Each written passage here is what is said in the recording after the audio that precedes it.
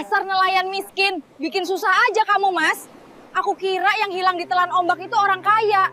Ternyata kamu. Assalamualaikum warahmatullahi wabarakatuh. Bayangkan, seorang nelayan miskin yang hilang 3 hari dihempas ombak, akhirnya ditemukan selamat oleh tim SAR. Bukannya disambut dengan air mata syukur, justru sang istri yang cantik marah besar di tepi pantai. Di hadapan banyak orang, ia menuntut cerai, menuduh suaminya hanya membawa malu dan kemiskinan. Hati sang nelayan hancur berkeping, namun ia tetap ikhlas melepaskannya. Ternyata, sahabat semuanya, sebelum kita mulai cerita ini, tuliskan dulu di kolom komentar. Dari kota mana kalian menonton? Semoga yang subscribe channel ini dimudahkan segala urusannya, dilapangkan rezekinya, disehatkan badannya, dan dikabulkan semua hajat dunia akhirat oleh Allah Subhanahu wa Ta'ala. Amin ya Rabbal Alamin. Sekarang mari kita mulai ceritanya. Malam itu, langit di pesisir desa Tegal Rejo tampak berbeda.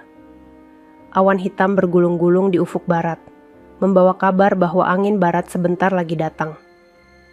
Nelayan lain sudah banyak yang menambatkan perahu mereka, enggan melaut. Mereka tahu, badai di bulan ini seringkali tak bisa diprediksi. Laut bisa saja tenang, lalu tiba-tiba mengamuk. Namun di sebuah gubuk kayu yang sederhana, seorang lelaki bernama Hasan duduk di depan perahu kecilnya. Wajahnya kusam, rambutnya agak panjang tak terurus, dan bajunya sudah lusuh penuh bekas tambalan. Di tangannya, ia menggenggam jaring yang bolong di beberapa bagian. Sambil menghela napas panjang, ia menambal jaring itu dengan benang nilon seadanya. Masih harus melaut malam ini, gumamnya lirih. Ia sadar betul bahwa perut tak bisa menunggu. Anak-anak tetangga mungkin bisa makan nasi dengan lauk ikan asin, tapi ia hanya punya sedikit beras tersisa di dapur. Itu pun sudah mulai berbau apek. Di balik punggungnya terdengar suara langkah cepat. Seorang wanita keluar dari rumah kayu yang hampir rubuh. Wajahnya cantik namun keras, matanya penuh amarah. Dialah Lestari, istri Hasan. Malam itu, ia mengenakan daster biru dengan motif bunga yang warnanya sudah pudar. "Mas Hasan, kamu ini gimana sih? Mau melaut juga? Lihat tuh langit, gelap semua. Angin kenceng, kamu nekat banget." Suaranya meninggi, penuh nada kesal. Hasan berhenti sejenak, menoleh dengan wajah letih. "Tari, kalau aku nggak melaut, besok kita makan apa? Beras tinggal segenggam, garam aja hampir habis." Tapi bukannya luluh, Lestari justru semakin marah. Ia melipat tangannya di dada, bibirnya mengerucut. "Mas, apa kamu nggak malu hidup kayak gini terus? Aku ini perempuan, tiap hari diejek tetangga. Dibilang cantik-cantik cuma jadi istri nelayan melarat. Malu aku, Mas. Kenapa nggak kayak lelaki lain? Ada tuh yang jadi buruh bangunan di kota, gajinya lumayan. Ada yang ikut kapal besar, pulang bawa uang. Lah kamu, cuma ngotot sama perahu reyot ini." Kata-kata itu menancap di hati Hasan seperti duri. Ia menunduk, menahan air mata yang hampir jatuh. Sejak menikah, ia selalu berusaha sekuat tenaga memberi yang terbaik, meski hasilnya hanya cukup untuk makan seadanya. Tapi ia tahu, Lestari tak pernah benar-benar puas. "Maafkan aku, Tari," ucap Hasan lirih. "Aku cuma bisa ini. Aku gak punya keahlian lain. Laut satu-satunya tempat aku bisa cari nafkah." Lestari mendengus, lalu membanting pintu rumah sebelum masuk kembali. Hasan hanya bisa menatap pintu kayu yang berderit itu dengan hati yang semakin remuk. Namun ia tak bisa berlama-lama. Ia tahu malam semakin larut, dan jika ia terlambat, ombak bisa lebih ganas. Ia mendorong perahunya ke air. Perlahan, perahu kayu kecil itu terlepas dari bibir pantai, bergoyang diterpa gelombang. Hasan menatap langit. "Ya Allah, lindungilah aku. Aku hanya ingin memberi makan istriku." Di tengah laut, udara semakin dingin. Angin bertiup kencang, membawa percikan air laut ke wajah Hasan. Bulan yang tadi sempat muncul kini hilang ditelan awan pekat. Gelap gulita menyelimuti samudra. Hasan terus mendayung lalu menebarkan jaring. Ia menunggu dengan sabar meski perasaannya was-was. Ombak mulai meninggi. Suara angin menderu membuat bulu kuduknya berdiri. Namun ia berusaha bertahan, berharap ada ikan yang masuk ke jaringnya. Setengah jam berlalu, lalu sejam. Hasilnya nihil. Hanya sedikit ikan kecil yang bahkan tak cukup untuk dimakan sendiri. Hasan menggigit bibir, menahan kecewa. Dalam hati ia teringat ucapan Lestari. "Malu aku, Mas." Kata-kata itu terus bergema di telinganya. Tiba-tiba, kilat menyambar langit. Ombak mendadak meninggi, mengguncang perahu mungil Hasan. Ia berpegangan erat pada sisi perahu. Tubuhnya terguncang. "Ya Allah, tolong hamba-Mu ini." Serunya ketakutan. Tak lama, ombak besar datang menghantam. Perahu kecil itu terbalik seketika. Hasan terlempar ke laut, tubuhnya terseret arus deras. Ia berusaha berenang, namun ombak demi ombak terus menghantam, membuatnya sesak. Air asin masuk ke tenggorokannya. Ia megap-megap, matanya mulai berkunang. Dalam kepanikan, kakinya tersangkut sesuatu di dasar laut. Ia meraba-raba, dan ternyata ada jaring besar penuh karang yang membelit. Hasan hampir putus asa. Namun di tengah rasa takut, tangannya menyentuh sesuatu yang keras dan berat. Saat ia menarik, ternyata sebuah bongkahan logam berkilau tersangkut di jaring itu. Meski samar dalam kegelapan, ia tahu itu bukan batu biasa. Ada kilauan kuning yang menakjubkan. Namun ia tak sempat berpikir panjang. Tubuhnya semakin lemah. Dengan sisa tenaga, ia mencoba melepaskan kakinya dari lilitan jaring, lalu berusaha menggapai permukaan. "Ya Allah, tolong aku." Gelombang kembali menelan tubuhnya. Hingga akhirnya, kesadarannya perlahan memudar. Di tepi pantai, Lestari masih duduk di teras rumah. Ia memeluk lutut, wajahnya muram. Bukannya khawatir, ia justru merasa lega. "Kalau Mas Hasan nggak pulang, mungkin aku bisa bebas dari hidup susah ini," bisiknya pada diri sendiri. Kata-kata itu begitu kejam, tapi gengsi telah menguasai hatinya. Tetangga mulai berdatangan, bertanya-tanya. "Hasan belum pulang juga? Bahaya kalau melaut pas badai begini." Ada yang menggeleng, ada yang hanya berbisik lirih. Namun Lestari hanya diam, tak ada doa yang terucap. Di laut lepas, Hasan terus berjuang di antara hidup dan mati. Malam itu, ombak benar-benar menjadi tembok kematian yang menakutkan. Ia hanya bisa pasrah, berharap Allah memberi keajaiban. Dan benar saja, meski tubuhnya sudah hampir tak berdaya, ia masih bertahan, terapung-apung di tengah gelap. Tak ada yang tahu apa yang akan terjadi padanya setelah itu. Malam itu menjadi awal dari takdir yang akan mengubah segalanya. Malam badai itu meninggalkan jejak panjang di desa nelayan Tegal Rejo. Keesokan paginya, langit masih kelabu. Ombak besar terus menghantam bibir pantai, membuat para nelayan enggan menurunkan perahu mereka. Desa seolah sunyi, hanya suara angin dan ombak yang terdengar. Di antara rumah-rumah kayu beratap rumbia, satu rumah tampak lebih sepi. Rumah Hasan. Pagi itu, Lestari duduk di dipan bambu sambil menatap kosong ke arah laut. Rambutnya yang panjang dibiarkan tergerai, wajahnya kusut tanpa riasan. Ia baru saja mendengar kabar dari tetangga sebelah bahwa tidak ada seorang pun yang melihat Hasan pulang semalam. Bu Lestari. Mas Hasan belum kelihatan ya? Kemarin saya lihat perahunya masih di laut waktu badai datang, ucap Bu Rini, tetangga yang sedang menjemur pakaian. Lestari terdiam sejenak, lalu menjawab datar. "Belum pulang, Bu. Mungkin nyangkut di mana gitu." Bu Rini menggeleng prihatin. "Ya Allah, semoga saja selamat. Tapi kalau ombak segede itu, susah Bu. Udah banyak kejadian nelayan hilang karena badai." Ucapan itu membuat hati Lestari sedikit bergetar. Namun gengsinya segera menutup perasaan. Ia hanya mengangguk kecil tanpa komentar. Sepanjang hari pertama, kabar hilangnya Hasan sudah menyebar ke seluruh kampung.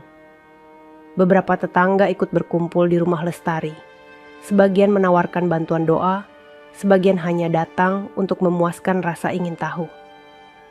Kasihan ya, padahal orangnya baik, gak banyak tingkah, bisik seorang ibu di pojok. Ya, tapi istrinya itu loh, cantik sih, tapi suka ngomel, gak pernah syukur, timpal yang lain. Bisikan-bisikan itu terdengar jelas oleh Lestari. Pipinya memerah, bukan karena sedih, tapi karena malu dan marah. Ia menutup wajahnya dengan kerudung tipis, berusaha menahan diri. Hari berganti malam. Hasan tak kunjung ditemukan. Tim nelayan yang biasanya saling membantu pun tak bisa berbuat banyak. Ombak masih terlalu besar untuk melakukan pencarian. Hari kedua, kabar semakin menyebar luas. Di warung kopi dekat pantai, para lelaki desa sibuk membicarakan Hasan. Kayaknya udah gak mungkin selamat. 3 hari di laut tanpa perahu, mana bisa? Ucap seorang nelayan tua sambil menghisap rokok kreteknya. Betul, kalaupun terapung, pasti sudah hanyut jauh. Bisa sampai pulau sebelah, atau malah tenggelam, sahut yang lain. Kabar-kabar itu kembali sampai ke telinga Lestari. Ia mendengar semua gosip, bahkan ada yang berbisik di belakangnya saat ia membeli sayur di pasar. Itu istrinya Hasan, cantik sih, tapi apes dapat suami miskin. Sekarang hilang, entah gimana nasibnya. Si Lestari itu pasti seneng, bebas dari hidup sengsara. Lestari menggenggam keranjang belanja dengan erat. Kata-kata itu menyakitkan. Tapi anehnya ada sebagian kecil dari dirinya yang membenarkan. Sejak dulu ia sering berharap lepas dari kehidupan miskin bersama Hasan. Kini, tanpa ia duga, doa kejam itu seperti hampir terkabul. Namun di sisi lain ada rasa hampa. Malam-malam tanpa suara Hasan di rumah terasa asing. Ia gelisah, tak bisa tidur, meski tak mau mengakuinya. Hari ketiga, suasana semakin tegang. Kepala desa memutuskan menghubungi tim SAR dari kota terdekat. Beberapa perahu mesin dikerahkan untuk menyisir laut. Penduduk desa ramai di tepi pantai, menanti kabar. Di tengah keramaian itu, Lestari berdiri dengan wajah tanpa ekspresi. Hatinya berkecamuk, tapi mulutnya terkunci. Ia mendengar bisikan lagi dari orang-orang di belakang. Kalau Hasan beneran hilang, Lestari bakal janda muda. Cantik gitu, cepetlah dapat pengganti. Malah bisa lebih bagus nasibnya, ucapan itu menusuk telinga Lestari. Ada kebanggaan kecil muncul, seolah mereka mengakui kecantikannya. Tapi ada juga rasa takut. Janda di desa nelayan bukan hal mudah. Banyak cibiran, banyak godaan, banyak pula pandangan miring. Saat itu, Bu Rini mendekatinya. Bu Lestari, mari kita berdoa. Semoga Mas Hasan ditemukan selamat. Lestari hanya menoleh, bibirnya kaku. Iya Bu, tapi dalam hati, ia tak tahu apakah benar-benar ingin Hasan kembali atau tidak. Di laut lepas, tim SAR terus berusaha. Beberapa kali mereka menemukan serpihan kayu yang diduga dari perahu Hasan. Namun tubuhnya masih belum terlihat. Kabar itu sampai ke desa. Tangis beberapa tetangga pecah, tapi Lestari hanya duduk di atas pasir, menatap ombak dengan tatapan kosong. Ia seperti kehilangan arah, namun tak juga menunjukkan kesedihan nyata. Hingga sore hari, matahari perlahan turun. Orang-orang mulai pulang, namun hati mereka masih berat. 3 hari sudah, dan tanda-tanda Hasan masih samar. Lestari kembali ke rumahnya. Malam itu, ia duduk di depan cermin kecil. Wajahnya cantik, namun matanya sayu. Ia membelai pipinya sendiri, bergumam pelan. Kalau Mas Hasan gak ada, aku bisa bebas. Aku bisa cari laki-laki lain yang lebih mapan. Aku gak perlu malu lagi sama tetangga. Aku bisa hidup lebih baik. Namun saat kata-kata itu keluar, tiba-tiba air matanya jatuh. Ada rasa bersalah yang menusuk dadanya. Kenapa aku mikir begini? Padahal dia selalu berusaha buat aku. Bisiknya lirih. Tapi lagi-lagi, gengsi menutup semua. Ia menghapus air matanya cepat-cepat, lalu merebahkan diri. Malam itu, ia tidur dengan pikiran penuh campuran, antara lega, cemas, dan rasa bersalah. Tak ada yang tahu, di luar sana, takdir sudah menyiapkan kejutan yang lebih besar. Pagi keempat sejak Hasan hilang, pantai desa Tegal Rejo dipenuhi orang-orang. Kabar bahwa tim SAR memperluas pencarian membuat seluruh warga berkumpul. Beberapa lelaki muda ikut membantu, menyiapkan perahu motor untuk menyisir bibir pantai. Suasana penuh tegang, setiap mata menatap ke laut lepas dengan harapan menemukan tanda-tanda kehidupan. Angin laut pagi itu lebih bersahabat. Ombak masih tinggi, tapi tidak seganas hari-hari sebelumnya. Langit biru kembali terlihat, meski awan putih masih menggumpal di ufuk. Suara mesin perahu tim SAR meraung, menembus deburan ombak. Semua warga menahan napas, seolah doa mereka terbang bersama angin. Di antara kerumunan, Lestari berdiri dengan wajah dingin. Ia mengenakan kebaya sederhana, warna coklat dan kain batik yang sudah mulai pudar. Rambutnya disanggul seadanya, tapi kecantikannya tetap menonjol di antara para perempuan desa. Tatapannya tajam ke arah laut, namun matanya tak berkilau harap. Ada semacam perasaan janggal yang ia simpan, seolah tak rela jika Hasan kembali. Tapi, entah mengapa, jantungnya berdegup lebih cepat dari biasanya. Bu Lestari, sabar ya, ucap Bu Rini pelan, menepuk bahunya. Lestari hanya mengangguk tipis, bibirnya rapat. Di tengah laut, tim SAR akhirnya melihat sesuatu mengapung. Dari kejauhan tampak seperti kayu. Namun saat perahu mendekat, hati mereka tercekat. Itu bukan kayu. Seorang lelaki dengan baju robek, tubuh penuh luka, terapung tak berdaya di antara ombak. Wajahnya pucat, bibirnya membiru, dan napasnya tersengal. "Ini dia, ada orang, cepat tarik!" teriak salah satu anggota tim SAR. Dua orang segera meloncat ke air, berenang menghampiri tubuh itu. Dengan susah payah mereka menariknya ke atas perahu. Tubuh itu lemas, hampir tak ada tenaga. Tapi matanya sedikit terbuka, seolah masih ada secercah kehidupan. "Alhamdulillah, masih hidup." Cepat bawa ke darat, perahu berputar, melaju kencang kembali ke pantai. Dari kejauhan, warga desa melihat. Mereka mulai bersorak, sebagian menangis lega. "Itu Hasan, itu Hasan!" teriak seorang nelayan tua sambil menunjuk. Kerumunan semakin gaduh. Semua berlari mendekat ke bibir pantai, menunggu perahu merapat. Saat perahu menyentuh pasir, dua anggota tim SAR turun sambil menopang tubuh Hasan. Warga berdesakan, ingin melihat lebih dekat. Hasan tampak sangat lemah. Bajunya koyak, kulitnya penuh goresan, rambutnya kusut basah air asin. Setiap langkah tim SAR yang memapahnya membuat orang menahan napas. "Ya Allah, Mas Hasan masih hidup," bisik Bu Rini, berlinang air mata. Namun di sisi lain, tatapan Lestari berbeda. Bukannya lega, ia justru tampak gelisah. Ada kilatan kesal di matanya. Ia melangkah maju, berhadapan langsung dengan suaminya yang dipapah. Hasan menatapnya dengan sisa tenaga, mencoba tersenyum meski bibirnya pecah-pecah. "Tari, aku pulang." Suaranya parau, hampir tak terdengar. Tapi bukannya menyambut, Lestari justru menegakkan tubuhnya dan berkata lantang, "Pulang? Pulang bawa apa, Mas? Pulang cuma bawa malu.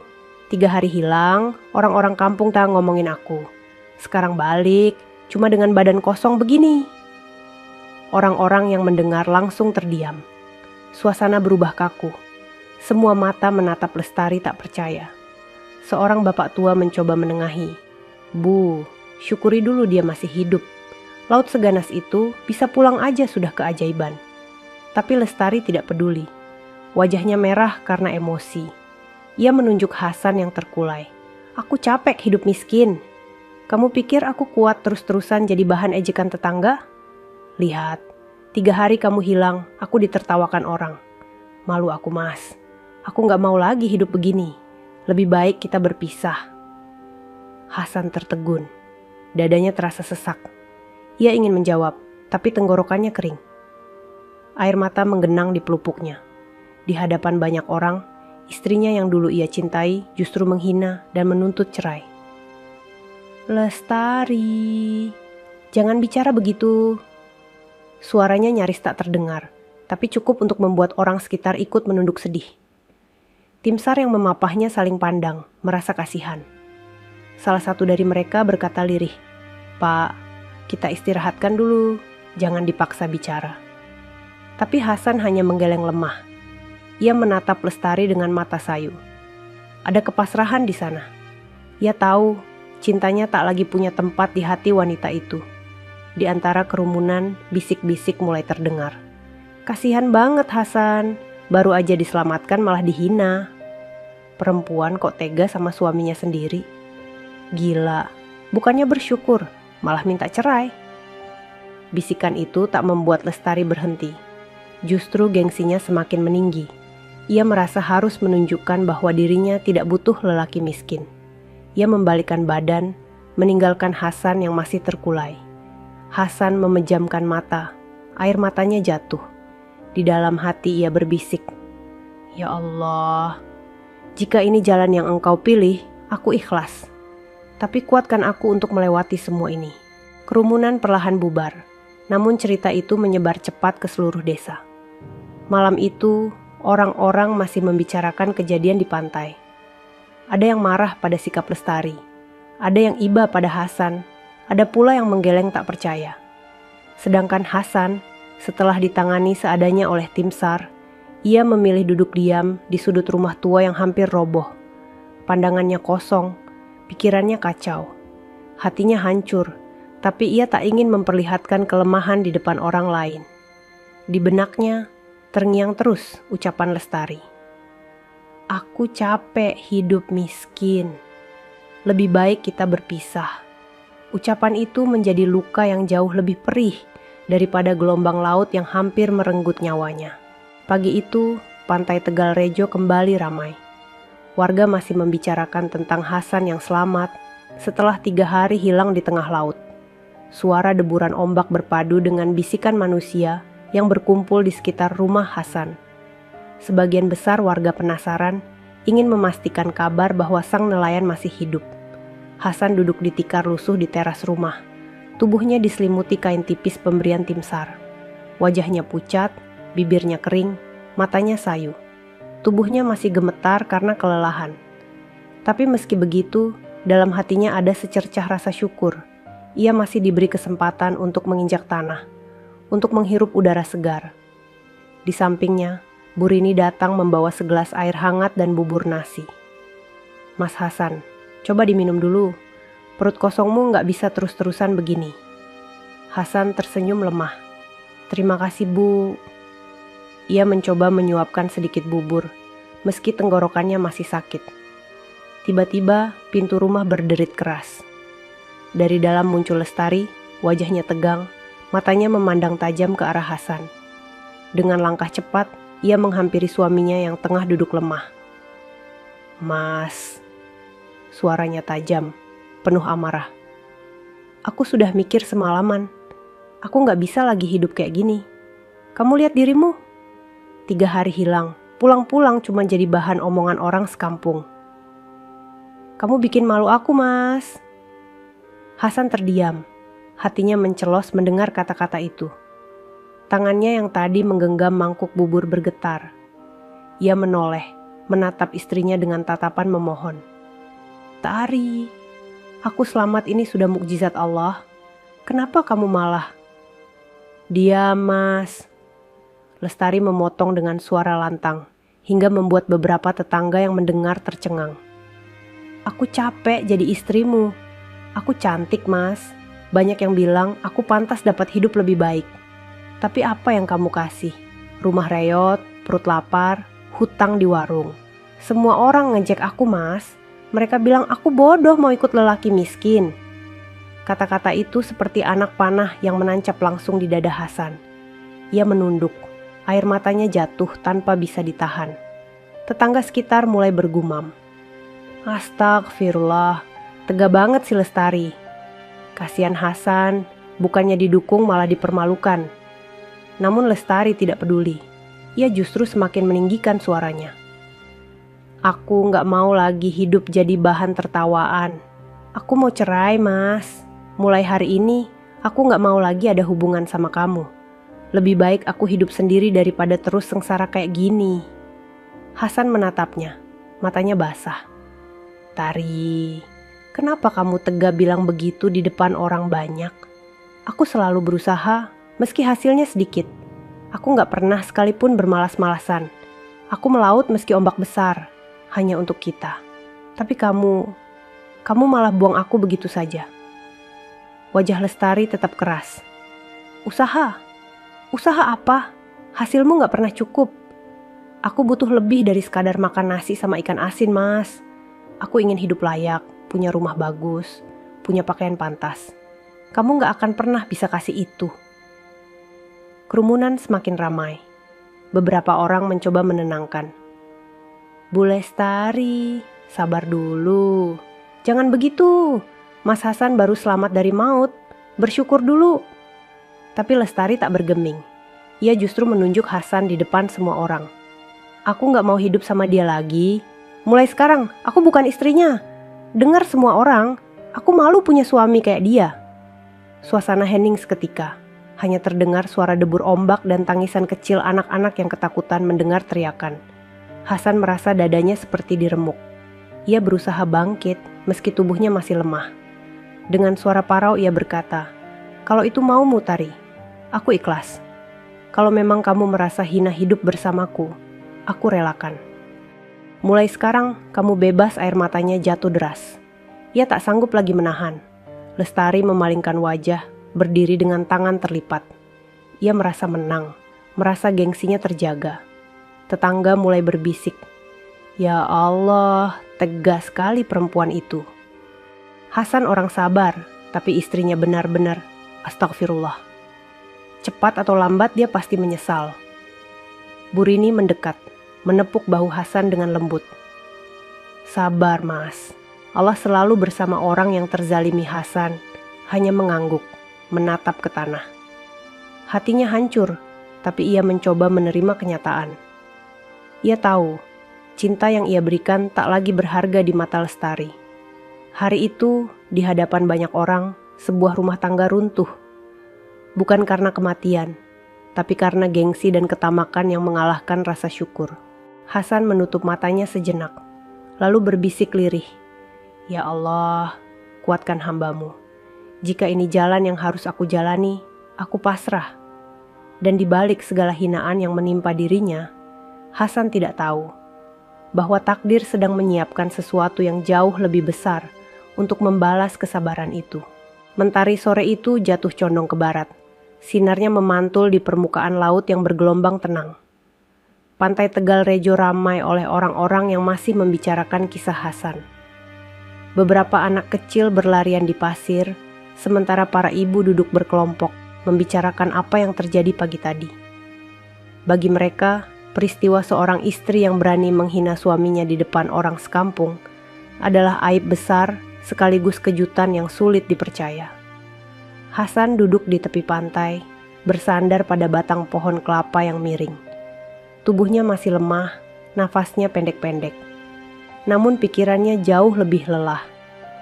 Kata-kata Lestari terus bergema di telinganya. "Aku malu punya suami kayak kamu. Aku mau cerai." Ia memandang laut lepas. Laut yang selama ini menjadi sahabat sekaligus lawan. Laut yang hampir merenggut nyawanya, dan laut juga yang kini membuatnya kehilangan cinta sejatinya.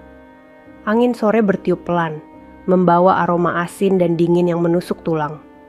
Hasan menutup matanya, mencoba mengingat kembali awal pernikahannya dengan Lestari.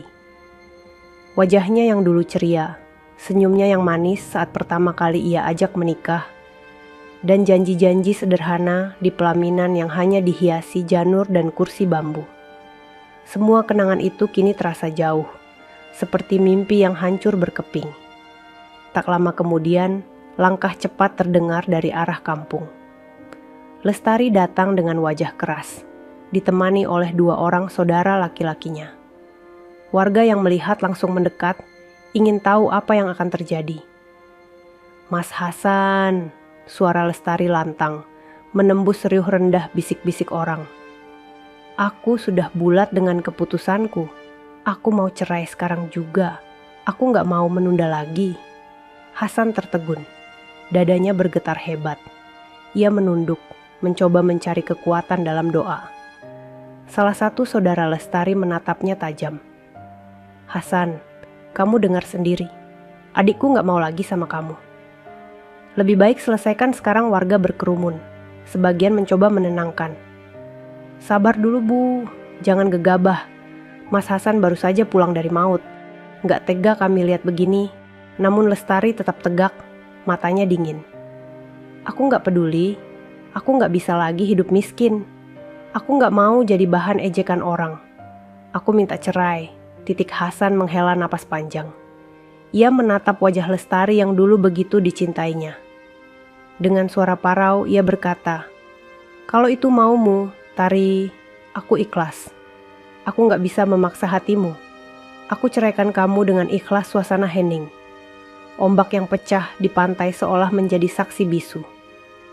Mulai sekarang, kamu bebas dariku.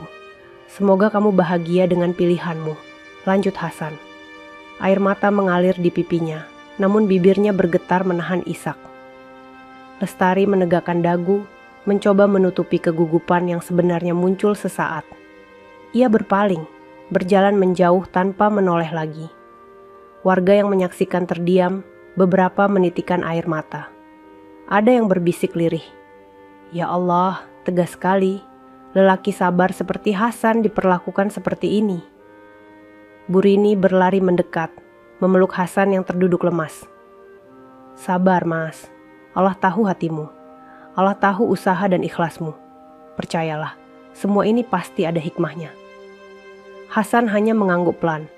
Hatinya hancur, tapi ada kekuatan aneh yang muncul. Seolah setelah melepas, ia justru merasa lebih ringan. Ia memandang laut sekali lagi. Laut yang mengajarinya arti kehilangan, sekaligus akan memberinya kejutan besar. Karena Hasan masih menyimpan rahasia. Rahasia yang tak diketahui siapapun, termasuk Lestari. Rahasia itu adalah bongkahan emas yang ditemukannya di dasar laut saat nyawanya hampir direnggut ombak. Malam itu, Hasan berjalan pulang sendiri. Rumahnya terasa lebih sepi daripada biasanya. Dinding kayu yang rapuh, atap bocor, dan tikar tipis di lantai menjadi saksi keputusannya. Ia duduk bersila, menengadahkan tangan. Ya Allah, Engkau maha tahu isi hati hambamu. Jika memang perceraian ini yang terbaik, aku ikhlas. Tapi aku mohon, kuatkan langkahku. Jangan biarkan aku hancur oleh hinaan manusia. Tunjukkan bahwa Engkau selalu bersama orang yang sabar. Air matanya jatuh, membasahi sajadah lusuh. Ia tertidur dalam doa, sementara di luar rumah, angin malam berhembus membawa aroma garam laut. Keesokan harinya, kabar perceraian Hasan dan Lestari tersebar ke seluruh desa. Semua orang membicarakan, dari warung kopi hingga pasar. Ada yang menyalahkan Lestari, ada yang merasa kasihan, ada pula yang hanya bisa menggeleng. Laki-laki sabar ditinggal karena miskin. Dunia ini memang aneh. Tunggu saja, cepat atau lambat Allah akan tunjukkan balasannya. Hasan mendengar semua itu, tapi ia tak ingin membalas. Ia hanya menunduk, berjalan pelan melewati jalan setapak desa. Meski hatinya hancur, ia memilih diam. Yang tak disadari oleh warga dan Lestari, dalam diam Hasan menyimpan sesuatu yang akan mengubah hidupnya. Sesuatu yang akan membuat semua cibiran berbalik menjadi rasa kagum. Namun saat itu, ia hanya seorang lelaki miskin, yang baru saja diceraikan, dihinakan, dan ditinggalkan di tepi pantai. Malam kembali turun di desa Tegalrejo. Setelah perceraian yang diumumkan di tepi pantai, Hasan memilih duduk sendiri di gubuk kayunya. Rumah itu semakin terasa asing tanpa suara Lestari. Hanya suara jangkrik dan deburan ombak jauh yang menemaninya. Ia menyalakan lampu minyak kecil, cahaya redupnya memantul di dinding bambu yang penuh lubang. Dalam cahaya itu, Hasan menatap karung kecil yang ia letakkan di sudut ruangan. Tangannya bergetar ketika meraih karung itu, lalu membuka simpulnya perlahan. Di dalamnya, tersimpan sesuatu yang ia temukan 3 malam lalu. Sesuatu yang nyaris, ia lupakan karena sibuk memikirkan hinaan Lestari. Hasan menunduk, menatap kilauan yang membuat dadanya berdesir.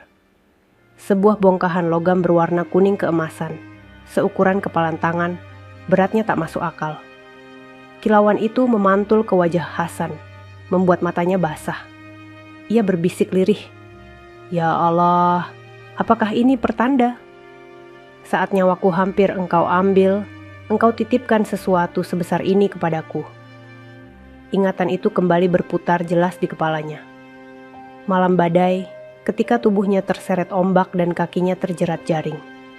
Ia hampir tak bisa bernapas, air asin memenuhi paru-parunya. Di tengah panik dan putus asa, tangannya meraba sesuatu yang keras di dasar laut. Awalnya ia pikir itu batu karang, tapi saat menarik, terasa beratnya luar biasa. Dalam cahaya kilat yang sesekali membelah langit, ia melihat kilau emas yang menembus air keruh. Kilau itu begitu terang, bahkan di tengah kegelapan laut. Hasan hampir pingsan waktu itu, tapi dengan naluri bertahan hidup, ia memeluk benda itu, mencoba membawanya ke permukaan. Sisa tenaganya habis, tubuhnya terapung dengan bongkahan itu masih di genggaman. Hingga akhirnya tim SAR menemukannya. Itulah sebabnya, meski tubuhnya lemah, ia masih memeluk erat karung kecil itu ketika dibawa ke darat. Orang-orang mengira ia hanya membawa jaring kusut. Tak ada yang tahu, di dalamnya tersimpan harta yang bisa mengubah jalan hidup. Hasan menarik napas dalam-dalam. Inilah rahasia yang hanya aku dan engkau ya Allah yang tahu. Aku tak akan ceritakan ke siapapun, bahkan ke Lestari sekalipun, kalaupun dia masih di sisiku, karena hatinya sudah lebih dulu memilih dunia daripada aku. Air mata jatuh membasahi pipinya. Hasan sadar, Allah sedang menunjukkan sesuatu. Ketika ia dihina karena miskin, ternyata justru di saat itu Allah titipkan rezeki yang tak pernah ia bayangkan. Namun di sisi lain, ia takut. Bagaimana jika kabar ini tersebar? Bagaimana jika ada yang iri, lalu berusaha merampasnya? Hasan tahu, emas sebesar itu bukan benda sembarangan. Bisa jadi rebutan, bisa jadi membawa masalah baru. Mungkin engkau ingin aku belajar ya Allah. Belajar menjaga amanah, belajar sabar menanti waktu. Aku akan simpan dulu. Aku akan gunakan dengan cara yang engkau ridhoi, bisiknya lirih. Keesokan harinya, Hasan bangun dengan tekad baru. Tubuhnya masih lemah, tapi hatinya lebih kuat. Ia pergi ke pantai pagi-pagi sekali, membawa karung kecil itu. Ia memilih tempat sepi, dekat batu karang besar yang jarang didatangi orang. Dengan hati-hati, ia menggali pasir di bawah pohon kelapa tumbang, lalu mengubur karung itu. Sementara kamu di sini, aku harus pikirkan baik-baik apa yang akan kulakukan, katanya pelan. Setelah itu, Hasan duduk di atas pasir, menatap matahari yang perlahan muncul dari balik laut. Cahaya jingga memantul di wajahnya yang penuh bekas luka, tapi juga ada sinar baru di matanya. Ia tahu, meski baru saja kehilangan cinta, ia sedang diberi awal yang berbeda. Di desa, kabar perceraian Hasan dan Lestari makin menjadi bahan gosip. Di warung kopi, suara-suara sinis terdengar. Ya sudah jelas, istri cantik gak betah hidup miskin. Kasihan Hasan, tapi mungkin memang tak jodoh. Orang sabar memang selalu diuji. Hasan mendengar bisikan-bisikan itu ketika ia lewat, membawa ember air dari sumur. Ia hanya menunduk, tak mau menanggapi. Dalam hatinya, ia tersenyum getir. Kalau saja kalian tahu apa yang sebenarnya kusimpan. Malamnya, Hasan kembali membuka pikirannya di atas sajadah. Ia berdoa panjang, memohon petunjuk. Ya Allah, apa yang harus kulakukan dengan emas itu? Apakah aku jual? Apakah aku simpan? Aku takut salah jalan. Aku takut harta ini malah menjerumuskanku. Tunjukkan aku jalan yang engkau ridhoi. Air matanya kembali jatuh. Tapi kali ini bukan karena hinaan, melainkan karena rasa takut sekaligus syukur. Hasan tahu, harta bisa jadi nikmat sekaligus ujian. Hari-hari berikutnya, Hasan memilih hidup seperti biasa. Ia masih terlihat di pantai, memperbaiki jaring, meski ia tak melaut jauh. Warga menganggap ia hanya nelayan yang patah hati karena diceraikan. Tak ada yang tahu bahwa setiap kali ia menatap laut, ia mengingat emas yang disimpan di bawah pohon kelapa tumbang. Dalam diam, Hasan menyusun rencana. Ia tahu ia tak bisa selamanya menyembunyikan rahasia itu. Tapi ia juga tahu, waktu yang tepat akan datang. Dan saat itu tiba, semua hinaan akan berbalik menjadi penyesalan. Beberapa hari setelah perceraian pahitnya dengan Lestari, Hasan masih berusaha menata hati. Hidupnya terasa lebih sepi, tapi entah mengapa beban di pundaknya justru terasa lebih ringan. Tak ada lagi suara bentakan, tak ada lagi tuntutan yang membuatnya sesak. Yang tersisa hanyalah dirinya sendiri dan rahasia besar yang tersimpan di bawah pohon kelapa tumbang di tepi pantai. Suatu pagi, Hasan berjalan menyusuri jalan setapak menuju pasar kecil di kota kecamatan. Kain sarung menutupi tubuhnya, sementara di pundaknya tergantung tas kain lusuh. Wajahnya masih tampak letih, tapi langkahnya lebih mantap. Ia membawa sebongkah kecil pecahan emas yang dipotong dari bongkahan besar dengan palu dan pahat seadanya. Potongan itu ia bungkus rapi dengan kain perca, lalu disembunyikan di dalam tas. Sesampainya di pasar, Hasan berputar-putar mencari tempat yang tepat. Ia tahu, menjual emas di desa bisa menimbulkan curiga. Jadi ia memilih toko emas kecil di pinggir pasar yang tak terlalu ramai. Dengan hati-hati, ia masuk. "Selamat pagi, Pak," sapa pemilik toko, seorang pria paruh baya dengan kacamata tebal. Hasan menunduk hormat. "Pagi, Pak." "Saya mau tanya, kalau ada logam kuning seperti ini, bisa dijual?" Ia membuka kain perca pelan-pelan, memperlihatkan potongan emas yang berkilau. Mata pemilik toko terbelalak. "Masya Allah, ini emas murni. Dari mana sampean dapat?" Hasan tersenyum kaku. "Dapat di laut, Pak. Saya nelayan. Kadang-kadang jaring bawa rezeki aneh." Ia tak berani jujur sepenuhnya. Pemilik toko mengangguk-angguk. "Beratnya lumayan. Saya bisa beli dengan harga bagus. Tapi sampean yakin mau jual?" Hasan mengangguk. "Iya, Pak. Tapi tolong jangan bilang siapa-siapa. Saya cuma butuh uang untuk mulai hidup baru." Setelah menimbang dan menghitung, emas itu dihargai cukup tinggi. Hasan tertegun saat melihat tumpukan uang kertas di hadapannya. Tangannya gemetar ketika menerima, seolah tak percaya ia yang dulu dihina miskin, kini menggenggam harta yang tak pernah dibayangkan. "Gunakan dengan bijak ya, Mas. Harta ini bisa jadi berkah, bisa juga jadi bencana," pesan pemilik toko sebelum Hasan pamit. Hasan menunduk dalam-dalam. "Terima kasih, Pak.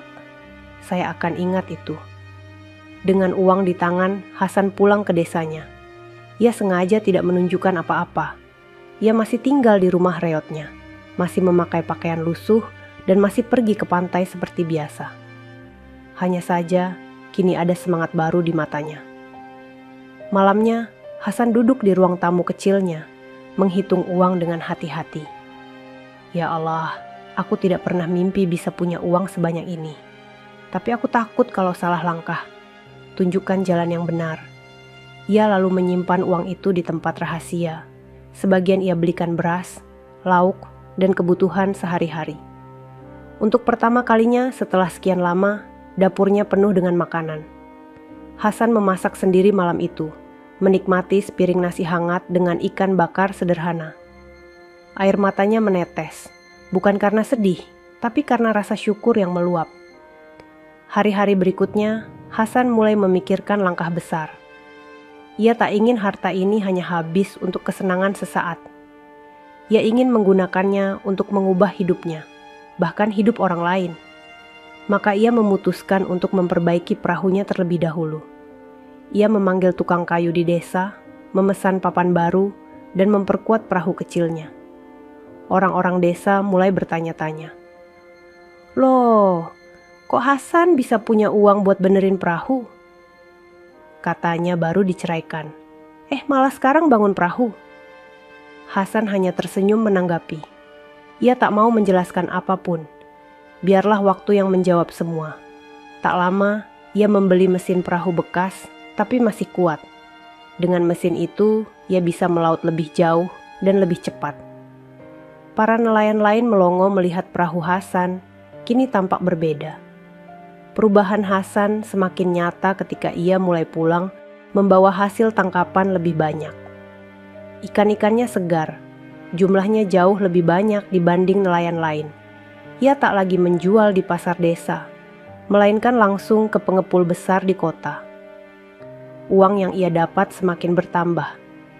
Namun Hasan tetap rendah hati. Ia masih berpakaian sederhana, masih menunduk ketika lewat di depan tetangga, masih membantu orang yang kesusahan. "Mas Hasan, kamu kok kayaknya rezeki lancar sekarang?" tanya Bu Rini suatu hari. Hasan tersenyum. "Rezeki sudah ada yang ngatur, Bu. Saya cuma berusaha lebih giat." Jawaban itu membuat Bu Rini terharu. Ia tahu Hasan memang orang yang tulus.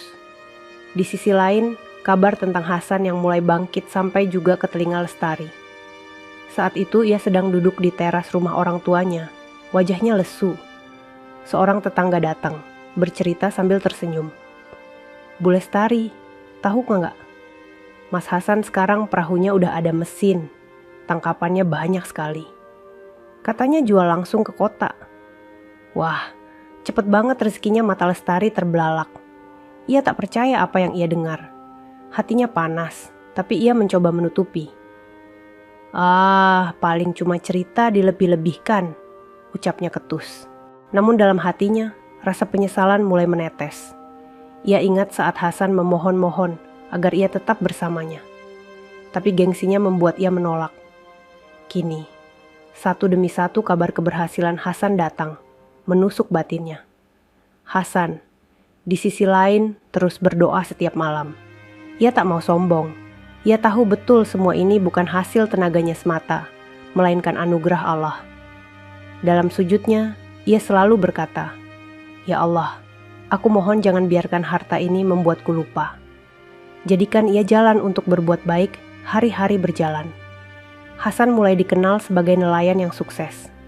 Ia bahkan menyisihkan sebagian uang untuk membantu anak-anak yatim di desa, membelikan mereka buku sekolah dan pakaian baru. Warga terharu, kagum pada perubahan Hasan. Tapi mereka juga heran, bagaimana mungkin seorang nelayan miskin yang baru saja diceraikan bisa bangkit begitu cepat? Rahasia emas itu tetap terkubur rapi di bawah pohon kelapa tumbang. Hanya Hasan yang tahu, siang itu warung kopi Pak Slamet di tepi jalan desa Tegal Rejo dipenuhi para lelaki yang biasa berkumpul setelah melaut. Asap rokok mengepul, gelas-gelas kopi panas berjejer di atas meja kayu panjang.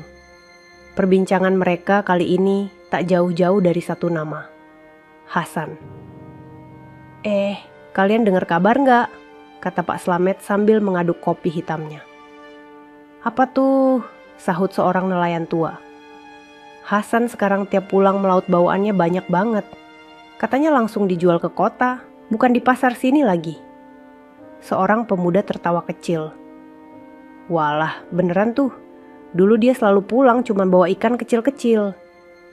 "Iya mas, aku lihat sendiri kemarin. Perahunya sudah ada mesin sekarang. Bukan lagi didayung. Sekali jalan, hasilnya bisa 2 kali lipat dari kita," tambah nelayan lain. Perbincangan itu makin ramai. Nama Hasan terus diulang-ulang, seolah keajaiban baru saja terjadi di desa itu. Di pasar kecamatan, cerita yang sama juga terdengar. Seorang pengepul ikan bercerita pada pedagang sayur. Nelayan dari desa Tegal Rejo itu, si Hasan, sekarang jadi pemasok utama. Ikannya segar dan banyak. Padahal baru seminggu lalu aku dengar dia diceraikan istrinya. Pedagang sayur terkekeh. Kasihan ya istrinya itu. Kalau masih bertahan, mungkin sekarang dia udah hidup enak. Kabar itu merambat cepat, seperti api menjalar di rerumputan kering. Dari warung kopi ke pasar, dari pasar ke rumah-rumah, hingga akhirnya sampai ke telinga setiap orang di desa. Lestari sedang menjemur pakaian di halaman rumah orang tuanya, ketika seorang tetangga lewat. Dengan nada heran, tetangga itu berkata, "Bu Lestari, Aku dengar mantan sampean sekarang sukses ya. Perahunya besar, hasil tangkapannya banyak. Wah, cepat banget perubahannya. Wajah Lestari langsung berubah. Senyumnya kaku, tangannya berhenti memeras baju. Ah, paling kabar dilebih-lebihkan, jawabnya singkat. Tetangga itu menggeleng. Enggak Bu, aku lihat sendiri kemarin waktu ke pasar kecamatan. Hasan bawa ikan pakai motor gerobak, penuh sekali. Orang kota rebutan beli. Masya Allah, rezekinya deras banget sekarang. Setelah tetangga itu pergi, Lestari berdiri mematung. Pakaian di tangannya terjatuh ke tanah. Dadanya berdegup kencang, wajahnya pucat. Kata-kata itu menusuk lebih dalam daripada apapun. Dalam hatinya muncul suara-suara yang tak bisa ia hentikan. Seandainya aku gak minta cerai. Seandainya aku lebih sabar sedikit. Sekarang mungkin aku yang ikut menikmati hasil itu. Hari-hari berikutnya, kabar tentang Hasan semakin heboh. Di setiap sudut desa, orang membicarakannya. Hasan kini dikenal sebagai nelayan yang sukses. Bahkan sudah mulai membantu orang-orang. Ia memberi pinjaman tanpa bunga kepada nelayan lain yang perahunya rusak. Ia juga membeli seragam sekolah untuk anak-anak miskin. Orang-orang memuji. Hasan memang orang baik. Rezeki yang datang kepadanya langsung dia bagi-bagi. Pantas Allah kasih banyak. Namun di sisi lain, ucapan orang-orang itu menjadi belati bagi hati Lestari. Ia sering mendengar tetangga berbisik di belakangnya. Itu loh mantan istrinya Hasan. Cantik sih, tapi gak sabaran. Sekarang menyesal, pasti. Kalau dulu dia sabar, mungkin sekarang sudah ikut senang. Kasihan juga, hidup dengan gengsi malah makan hati. Setiap kali mendengar bisikan itu, wajah Lestari memanas. Ia menunduk, pura-pura tidak mendengar, tapi hatinya tersayat. Suatu sore, ketika ia berjalan pulang dari sumur, ia melihat Hasan lewat membawa motor gerobak berisi ikan. Wajah Hasan tampak tenang, penuh wibawa. Orang-orang menyapanya dengan hormat. Anak-anak berlari kecil sambil berteriak, "Pak Hasan! Pak Hasan!" Hasan hanya tersenyum, menepuk kepala anak-anak itu, lalu berlalu. Lestari berdiri kaku di pinggir jalan. Matanya panas melihat pemandangan itu. Ada rasa iri, ada rasa menyesal, ada pula rasa malu yang bercampur jadi satu. Ia ingin menyapa, tapi lidahnya keluh. Ia hanya bisa menunduk, membiarkan Hasan lewat tanpa menoleh padanya. Malamnya, di kamarnya yang gelap, Lestari menangis terseduh. Kenapa aku sebodoh ini? Kenapa aku tega menghina dia? Padahal sekarang Allah angkat derajatnya. Aku yang dulu merasa tinggi, sekarang diinjak rasa malu sendiri. Tangisannya semakin keras, tapi ia tak bisa menceritakan kepada siapapun. Ia hanya bisa memeluk bantal, merasakan dadanya sesak. Sementara itu, Hasan sedang duduk di ruang tamu rumah reyotnya, yang perlahan mulai ia renovasi. Ia menatap langit-langit, tersenyum kecil. Ia tahu kabar tentang dirinya sudah menyebar, tapi ia tidak ingin sombong.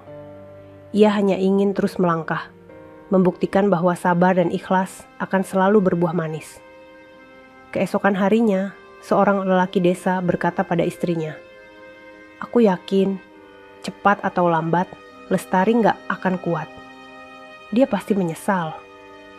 Orang yang meninggalkan kesabaran biasanya selalu kalah di akhirnya. Dan memang benar, benih penyesalan itu sudah tumbuh dalam hati Lestari. Ia hanya butuh waktu untuk sadar sepenuhnya bahwa gengsi dan amarahnya telah menghancurkan kebahagiaannya sendiri. Malam itu, angin laut bertiup lembut, membawa aroma asin yang menusuk hidung. Di rumah orang tuanya, Lestari duduk sendirian di kursi kayu tua. Lampu teplok menyala redup, menerangi wajahnya yang sembab karena terlalu banyak menangis. Sudah beberapa hari ia mendengar kabar tentang Hasan yang semakin sukses. Setiap kabar baru yang masuk seperti tombak yang menusuk dadanya. Lestari menunduk, tangannya meremas kain sarung yang ia pakai. Kenapa aku begitu bodoh? Kenapa aku tega membuangnya hanya karena miskin? Pikirnya berulang-ulang. bayangan Hasan yang dulu datang dengan wajah penuh peluh, namun masih sempat tersenyum untuknya, kini terus menghantui. Keesokan harinya, ketika Lestari berjalan ke pasar bersama ibunya, suara-suara bisik kembali menyapa telinganya. "Itu loh, mantan istrinya Hasan." "Iya, katanya Hasan sekarang jadi nelayan kaya. Lihat, yang cantik itu malah tinggal sendiri. Kasihan, wajah cantik tapi hatinya nggak sabar." Akhirnya jadi bahan gunjingan Lestari menunduk dalam-dalam, wajahnya panas. Ibunya menoleh, berbisik, "Sabar nak, jangan hiraukan omongan orang." Tapi Lestari tahu, bukan hanya telinganya yang panas, hatinya juga hancur. Gengsi yang dulu ia banggakan kini jadi cambuk yang menyakitkan. Ia ingin menutup telinga, tapi suara-suara itu selalu ada di mana-mana. Sore harinya, Lestari melihat Hasan dari kejauhan. Lelaki itu berjalan di pasar kecamatan dengan langkah tenang. Ia mengenakan kemeja sederhana, tapi rapi dan bersih. Di tangannya, ia membawa beberapa buku dan pakaian anak-anak yang katanya dibeli untuk anak yatim di desa. Orang-orang menyapanya dengan hormat. Bahkan ada yang menunduk ketika ia lewat. Lestari berdiri kaku di pojok gang. Matanya tak lepas dari sosok itu. Air matanya tiba-tiba jatuh tanpa bisa ditahan. Dulu aku selalu menghina bajunya yang lusuh. Aku marah karena dia gak bisa membelikanku pakaian baru. Tapi lihat sekarang, dia bahkan membelikan pakaian untuk orang lain. Aku yang jadi hina di depan semua orang. Malamnya, Lestari tak bisa tidur. Ia memeluk bantal erat-erat, menangis sesenggukan. Ingatannya melayang pada malam ketika Hasan pulang setelah 3 hari hilang. Wajahnya pucat, tubuhnya lemah, tapi masih sempat berkata lirih, "Tari, aku pulang." Dan ia, dengan tega, justru berteriak, "Aku malu punya suami seperti kamu." Ya Allah, Lestari menutup wajahnya dengan kedua tangan. Kenapa aku bisa sekejam itu? Kenapa aku buang orang yang begitu tulus mencintaiku? Tangisannya semakin keras. Penyesalan itu menikam hatinya tanpa ampun. Hari demi hari, Lestari makin sulit menghadapi hidup. Di setiap langkah, ia merasa semua orang memandanginya dengan tatapan sinis. Setiap kali mendengar nama Hasan disebut, dadanya berdegup, wajahnya memanas. Suatu pagi, ia duduk di sumur desa bersama beberapa ibu-ibu. Salah satu dari mereka berkata sambil tersenyum, "Alhamdulillah ya, sekarang Hasan sering sedekah. Anak saya kemarin dibelikan buku sekolah sama dia." Yang lain menimpali, "Iya, benar. Hasan sekarang orangnya dermawan sekali. Nggak sombong walau rezekinya banyak." Lestari tersenyum kaku, mencoba menutupi luka di hatinya. Tapi begitu pulang, ia langsung masuk kamar, menutup pintu, dan menangis sejadi-jadinya. Dulu aku yang selalu menuntut. Aku yang selalu merasa kurang. Sekarang aku yang tak punya apa-apa. Sementara dia justru yang memberi kepada orang lain. Rasa malu itu makin parah ketika ia mendengar kabar Hasan mulai merenovasi rumahnya. Seorang tetangga datang bercerita kepada ibunya. "Wah, rumah Hasan sekarang mulai diperbaiki. Atapnya sudah diganti, dindingnya sudah dipaku papan baru. Kalau sudah jadi, pasti bagus sekali." Ibunya menoleh pada Lestari yang sedang duduk di pojok. Tapi Lestari buru-buru bangkit dan masuk ke kamar. Ia tak sanggup mendengar lagi. Di dalam kamar, ia terisak, menggigit bibir hingga berdarah. Kenapa aku biarkan gengsi merusak semuanya? Kenapa aku lebih pilih malu sementara dia berjuang untukku? Hari berganti minggu, penyesalan itu makin menjadi. Lestari sering termenung sendirian. Tatapannya kosong, matanya sembab, bibirnya pucat. Orang tuanya mulai khawatir. "Nak, kamu harus kuat. Jangan terus-terusan begini." Tapi Lestari hanya menggeleng. "Aku gak bisa, Bu. Aku selalu ingat wajahnya waktu aku hina. Aku selalu dengar suaranya di kepalaku. Aku gak bisa tidur, gak bisa makan, gak bisa apa-apa." Ibunya terdiam, tak tahu harus berkata apa. Sementara itu, Hasan tetap melangkah maju. Ia masih rendah hati, masih sederhana, tapi kini dihormati. Ia tak pernah menjelekkan Lestari meski dihina begitu rupa. Ketika orang bertanya, ia hanya menjawab, dia sudah memilih jalannya. Aku doakan semoga dia bahagia. Jawaban itu membuat warga semakin kagum padanya. Bagi Lestari, ucapan sederhana itu justru menjadi pukulan telak. Dia masih mendoakanku, padahal aku sudah menghancurkan hatinya. Aku yang jadi hina di hadapan Allah, air mata tak berhenti mengalir setiap kali ia mengingat semua itu. Penyesalan kini benar-benar menguasai hidupnya. Ia sudah tak lagi menjadi istri yang cantik dan dihormati. Ia hanya menjadi perempuan yang kehilangan segalanya karena gengsi dan amarahnya sendiri. Pagi itu, langit cerah di desa Tegal Rejo. Matahari memantulkan sinarnya ke laut yang bergelombang kecil. Burung-burung camar beterbangan rendah, seolah menyapa para nelayan yang baru pulang membawa tangkapan. Suasana pantai penuh riuh rendah, tapi di sudut hati seorang perempuan ada kesunyian yang menusuk. Lestari. Sejak mendengar kabar tentang kesuksesan Hasan, malam-malamnya dipenuhi tangis dan penyesalan. Hari-harinya berlalu tanpa gairah. Senyum sudah lama hilang dari wajahnya. Di depan orang lain, ia mencoba tegar, tapi di dalam kamar ia hancur. Bayangan wajah Hasan terus menghantuinya, terutama saat ia mengingat ucapan terakhirnya di tepi pantai. Aku ikhlas, Tari. Mulai sekarang kamu bebas. Kata-kata itu seolah jadi belenggu. Kini, setiap kali ia melihat Hasan dari jauh, hatinya bergetar. Lelaki yang dulu ia hina, kini berjalan dengan wibawa, dihormati banyak orang, bahkan disayangi anak-anak yatim. Kalau saja aku sabar sedikit, aku pasti masih di sisinya. Aku pasti yang sekarang berdiri di sampingnya, gumamnya lirih suatu malam. Akhirnya, pada suatu sore, Lestari memberanikan diri. Ia mengenakan kebaya hijau tua dan kain batik terbaik yang ia punya. Rambutnya ia sisir rapi, wajahnya dipoles bedak tipis. Dengan langkah gemetar, ia berjalan menuju rumah Hasan. Desa menjadi heboh. Orang-orang yang melihat langsung berbisik. Itu Lestari, mantan istrinya Hasan. Mau apa dia ke sana? Pasti mau minta kembali. Bisik-bisik itu mengiringi langkahnya. Tapi Lestari tak peduli. Hatinya lah yang jauh lebih gaduh. Sesampainya di depan rumah Hasan, ia tertegun. Rumah yang dulu reot kini sudah berdiri kokoh dengan papan baru, atap seng berkilau, dan halaman yang lebih rapi. Anak-anak sedang bermain di teras, tertawa riang sambil memegang buku dan mainan kecil yang jelas bukan pemberian orang sembarangan. Hasan keluar dari dalam rumah, mengenakan kemeja putih sederhana. Wajahnya teduh, matanya penuh ketenangan.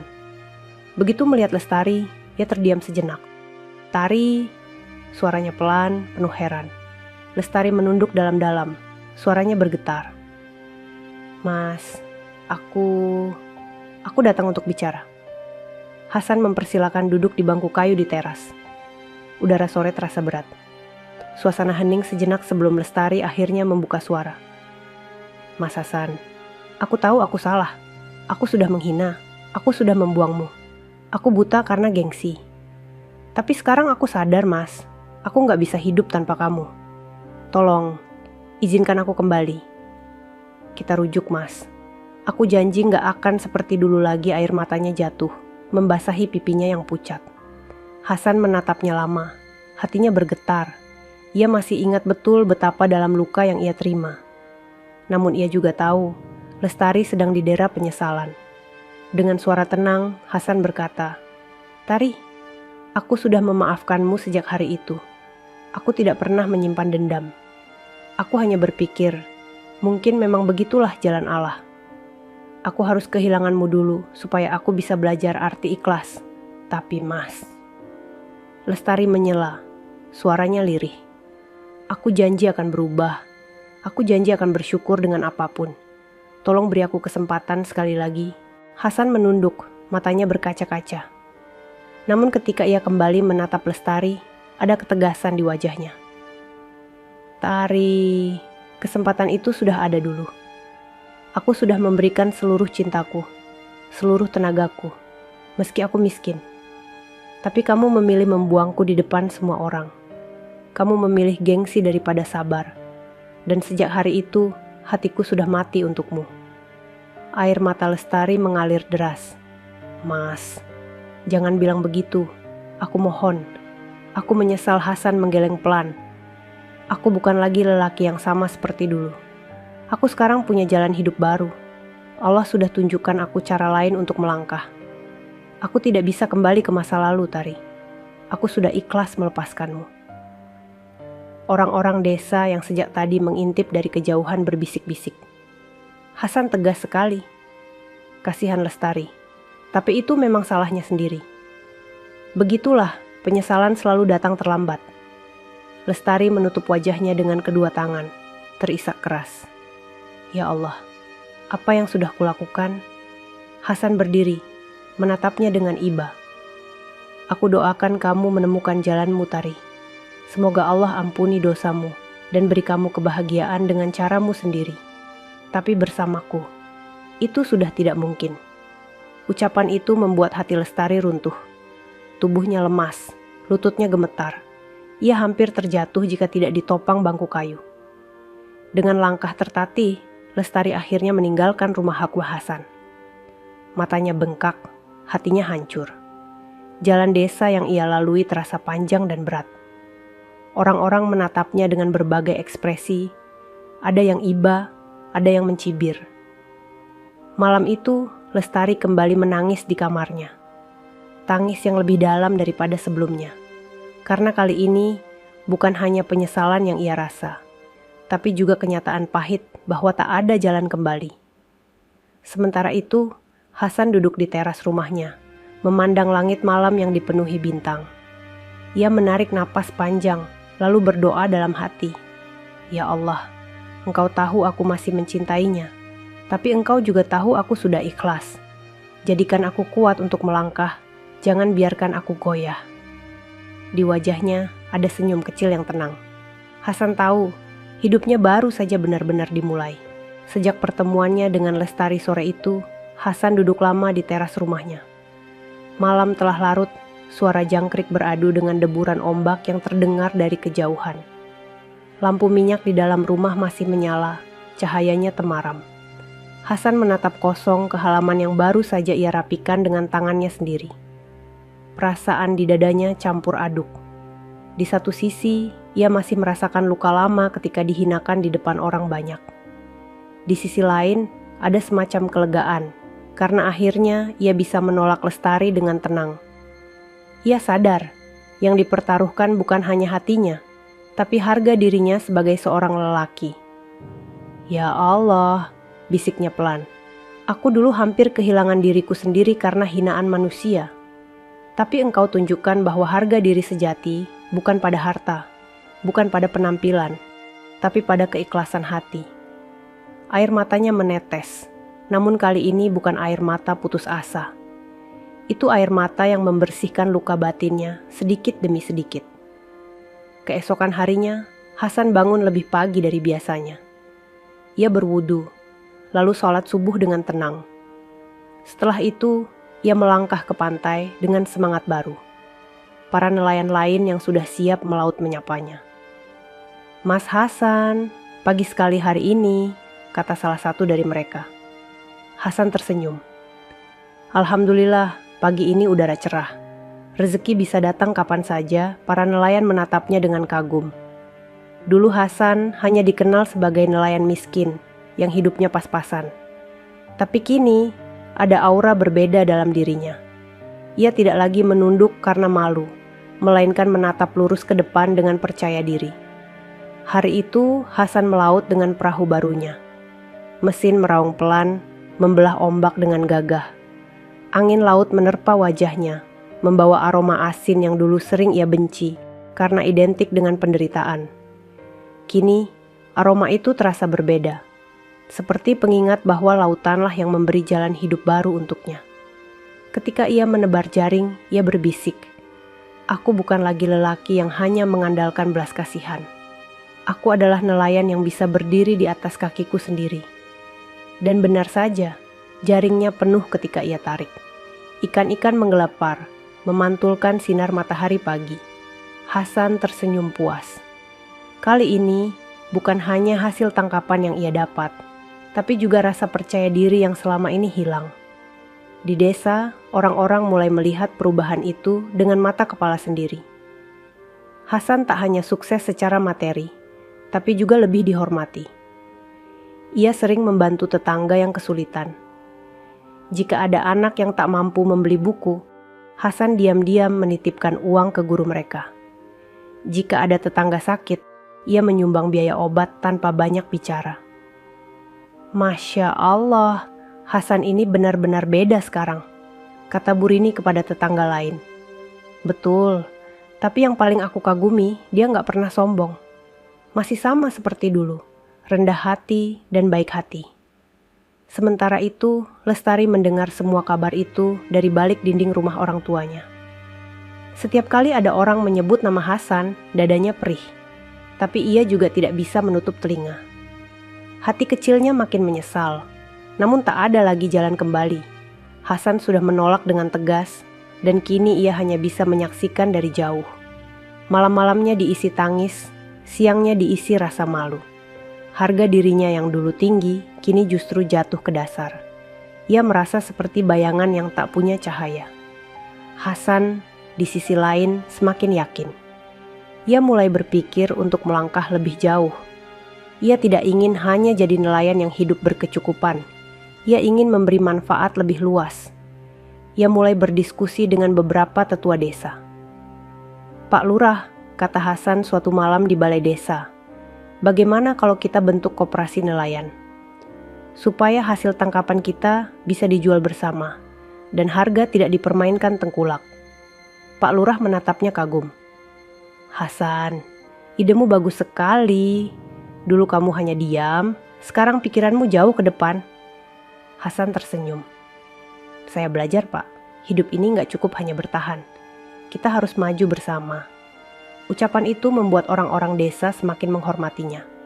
Suatu hari, ketika Hasan pulang membawa hasil tangkapan, beberapa anak kecil berlari menghampirinya. "Pak Hasan, Pak Hasan, ikan banyak ya?"